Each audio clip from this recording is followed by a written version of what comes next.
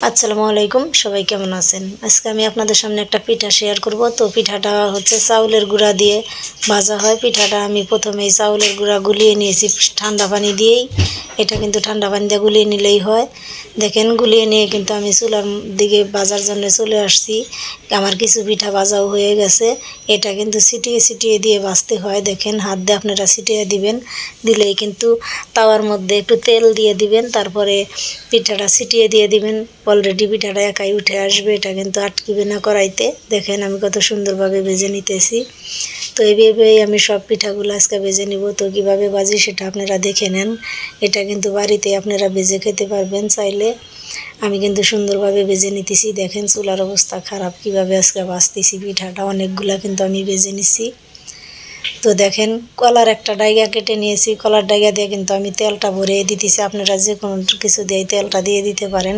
দেখেন হাতে গরম লাগবে বিদায় আমি কলার গাছের ডাইগা দিয়ে কিন্তু তেলটা মিশিয়ে দিতেছি।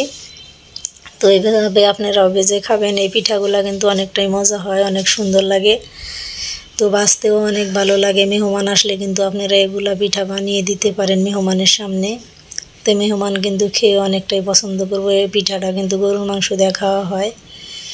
তো পিঠা ভাজা শেষে কিন্তু আমরা খাওয়া দাওয়ার জন্য চলে যাব। খাওয়া দাওয়া দেওয়া পর্যন্ত আপনারা অপেক্ষা করবেন, শুরু থেকে শেষ পর্যন্ত দেখবেন। এই ভিডিওতে কিন্তু আমি A to Z সব দেখিয়ে দিব। তো এই ভিডিওতে সব কিছুই মিলিয়েই থাকছে। আপনারা আমার সাথে থাকেন, দেখতে থাকেন।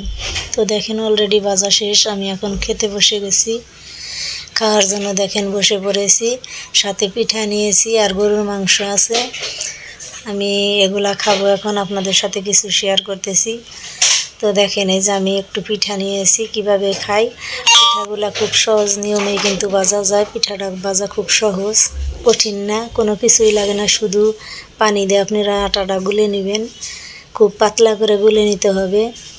এটা বেশি ঘন করে গুলে নেওয়া যাবে না, তাহলে কিন্তু হবে না। এটা পাতলা করে গুলে নিতে হবে।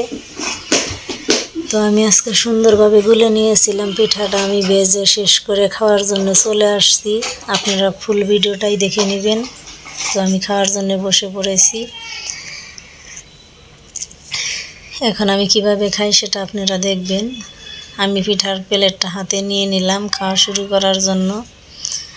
আর আপনারা এভাবে খাওয়া শুরু করবেন। গরুর মাংস দিয়ে জীবনে যদি কেউ না খেয়ে থাকেন সেও কিন্তু খাইতে পারবেন।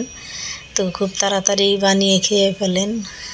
আমি খাওয়া শুরু করে দিছি অলরেডি। আমার কাছে সেই পছন্দ, সেই মজা লাগে এই পিঠাগুলা।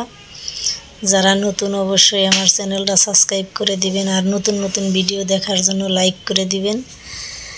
আমার ভিডিওগুলো প্রতিনিয়ত দেখার চেষ্টা করবেন। আজকের মতো বিদায় নিচ্ছি। দেখা হচ্ছে নতুন কোনো ভিডিওতে। আমার ভিডিওগুলো লাইক কমেন্ট শেয়ার করবেন, চ্যানেলটা সাবস্ক্রাইব করে দিয়ে সাথেই থাকবেন। ভালো থাকবেন, সুস্থ থাকবেন। আমাদের জন্য বেশি বেশি দোয়া করবেন। আপনাদের জন্য দোয়া ও ভালোবাসা রইল। আল্লাহ হাফেজ।